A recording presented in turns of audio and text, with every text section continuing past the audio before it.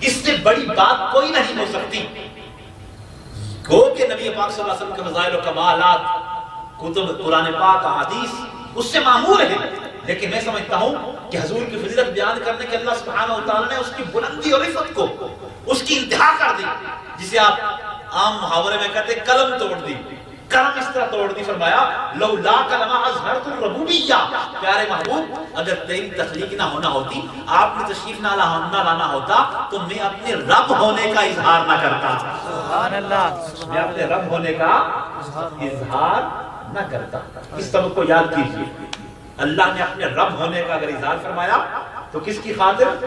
اپنے محبوب کی خاطر فرمایا. اللہ نے اگر اپنے احد ہونے کا، صمد ہونے کا، لم یلد ولم یولد ہونے کا، سبحان و قدوس ہونے کا اگر اظہار فرمایا ہے تو یہ اظہار اپنے محبوب کی خاطر فرمایا ہے. یہ ہمارے پیارے آقا مولا صلی اللہ علیہ وسلم کی شان و عظمت کا بیان ہے. اور اس محبوب کی تشریف آوری پر آج عاشقان رسول آپ بھی اور کائنات اطراف و اکناف عالم میں عاشقان رسول خوشیوں اور مسرت کے جذبات سے معمور ہو کر اللہ کی اس بڑی نعمت پر شکر بجا لاتے ہیں. اور یہ شکر بجا لانا جہاں نبی پاک صلی اللہ علیہ وسلم کی عظیم نعمت کے ملنے پر اس نعمت کے شکر کا تقاضا ہے، وہاں میں سمجھتا ہوں کہ ہم سب کے لیے باعث سعادت بات یہ ہے کہ ہم سارے اس شکر میں شریک ہیں.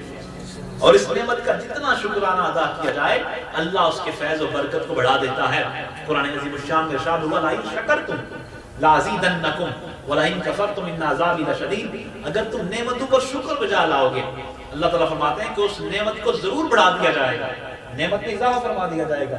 اگر تم نعمتوں کا انکار کرو گے، فرمایا پھر میرا عذاب بڑا سخت ہوا کرتا ہے. عذاب بڑا سخت ہوا کرتا ہے. شکرانہ نعمت، اللہ کی نعمت پر شکر بجا لانے سے نعمت بڑھتی ہے، نعمت کا فیض بڑھتا ہے، نعمت کی برکت بڑھتی ہے، نعمت کا اجر بڑھتا ہے، نعمت کا نور بڑھتا ہے. جب ہم حضور پاک صلی اللہ علیہ وسلم کی آمد مسعود کی اس نعمت پر محفل میلاد سجا کے، محفل نعت سجا کے، بزم مولود سجا کے، ذکر و اذکار کی محافل سجا کے، یا ہم صدقات و خیرات کر کے جب ہم شکر ادا کرتے ہیں تو اللہ تعالیٰ فیضان رسالت امام صلی اللہ علیہ وسلم کے نعمت کو ہمارے قلب و روح میں اضافہ فرما دیتا ہے، سبحان اللہ، اسے بڑھا دیتا ہے. لہذا جو میلاد پاک کے منانے میں جو تھیم ہے وہ شکرانہ نعمت ہے. وہ کیا ہے؟ شکرانہ نعمت ہے.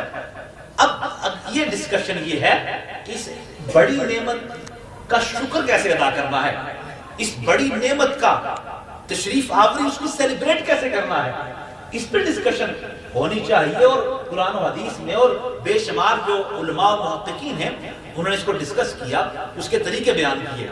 لیکن میں آپ کو طریقہ بیان کرتا ہوں قرآن سے، قرآن عظیم الشان سے. پھر جہاں تک بات جا سکی لے جائیں گے اور جہاں تک ختم کرنا ہو بات ختم بھی کر دیں گے. کہیں آپ ایسا نہ آپ بور ہو جائیں اور کہیں کوئی بہت لمبی بات شروع کر دی اور بات ختم نہیں ہو رہی ہے، جان مجھے تھوڑا سا آپ کے سویلا بات ختم کر دوں گا کیونکہ میں آپ سے پہلے تیار بات ختم کرنے کے لیے. اس لیے آپ توجہ فرمائیں کہ اللہ کی اس نعمت پر شکر ادا کرنا ہے. اب اس نعمت کی جو حضور تشریف لائے ہیں، دیکھیں دوستو جتنی بڑی نعمت ہوتی ہے نا اس کے شکر کا انداز بھی اتنا بڑا ہوا کرتا ہے، اتنا بڑا انداز ہوتا ہے. اور ہم یہ تمہید میں عرض کر چکے ہیں حضور تمام اللہ کی نعمتوں سے بڑی نعمت ہے، لہٰذا اس کے شکر کا انداز اور اس کے شکر کی ادائیگی کا لیول جتنا بلند آپ قائم کر سکیں میں سمجھتا ہوں وہ قائم کرنا چاہیے، اسے قائم کرنا چاہیے. اور حضور کی ذات گرامی پر شکرانے کی ادائیگی کا بہترین طریقہ حضور کی مدح سرا ہے. مدح سرائی ہے نا، شان کو بیان کیا جائے، فضائل کو بیان کیا جائے، ذکر رسول کیا جائے، اللہ کی بارگاہ میں سجدے کیے جائے، قیام و رکوع کیا جائے، صدقات و خیرات کیا جائے. قرآن عظیم الشان نے اس تصور کو بیان کیا کہ تم نے اسے سیلیبریٹ کیسے کرنا ہے. مشیت جو اللہ تعالیٰ کی اس کا تقاضا کیا ہے، یہ محبوب کو مل گیا ہے، اس بڑی نعمت پر تم کیسے شکر ادا کرو. یہ شکر اللہ کی بارگاہ میں ایکسپٹیبل ہو، جو اللہ کی بارگاہ میں مقبول و منظور ہو، تاکہ اس کی شکر کی ادائیگی سے فیض و برکت کے دروازے تم پہ کھول دیے جائیں. وہ طریقہ گو کہ شکر کی ادائیگی نعمت پر شکرانے کے مختلف طریقے قرآن پاک میں بیان کیے گئے ہیں. ان میں سے جو بھی طریقہ آپ اختیار کر لیں، بھائی کوئی جھگڑا نہیں ہے، جھگڑا کوئی نہیں، یہ شکر کریں بس. اس میں بہترین بے شمار طریقے میں کچھ بیان کروں گا. لیکن نبی پاک صلی اللہ علیہ وسلم کی ذات گرامی اور تشریف لاتی ہے، اللہ تعالیٰ نے بڑا جامع ایک طریقہ شکر کا ہمیں بتا دیا ہے، بڑا کمپریہنسو، ایکسٹینسو، اتنا واضح اور جامع طریقہ بتا دیا. اگر اس طریقے کو آپ اڈاپٹ کر لو گے تو شکر کے سارے طریقے اس کے اندر آ جائیں گے. آپ کی توجہ میری بات پر ہے کہ نہیں ہے؟ میں اس کو بیان کرنے سے پہلے یہ کیوں نہ بیان کر دوں، قرآن پاک میں کبھی یہ کہا گیا کہ اللہ کی نعمتوں کو یاد کرو، یا بنی اسرائیل اذکروا نعمت اللہ کی نعمتوں کو اے بنی اسرائیل یاد کرو. علماء بیان کرتے ہیں ذکر نعمت بھی شکر کی ادائیگی کا ایک طریقہ ہے.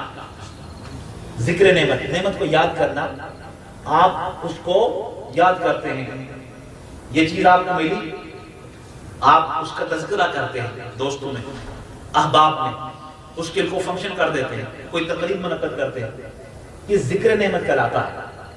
نعمت کو فقط یاد کر رکھنا یہ بھی شکر کی ادائیگی کا ایک انداز ہے.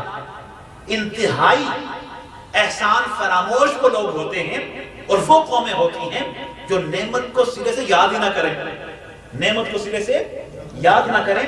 فقط یاد کر لینا یہ بھی شکرانہ ہے، یہ بھی شکرانہ ہے. ایک اور طریقہ قرآن پاک میں بیان کیا گیا شکر کا. اب میں ایک طریقے کے زیادہ وضاحت میں جا سکتا ہوں لیکن آپ کی سمجھ افراشی ہوگی، لمبی بات ہو جائے گی. دوسرا طریقہ بیان کیا سورہ دحا میں، وَأَمَّا بِنِعْمَةِ رَبِّكَ فَحَدِّثْ. آپ کو چاہیے وہ کہ حضور یہاں مخاطب ہیں کہ تم اللہ کی جو نعمتیں تم پر ہوئی ہیں ان نعمتوں کا لوگوں کے سامنے چرچا کیا کرو، نعمتوں کا چرچا کرو. ایک ذکر نعمت ہے.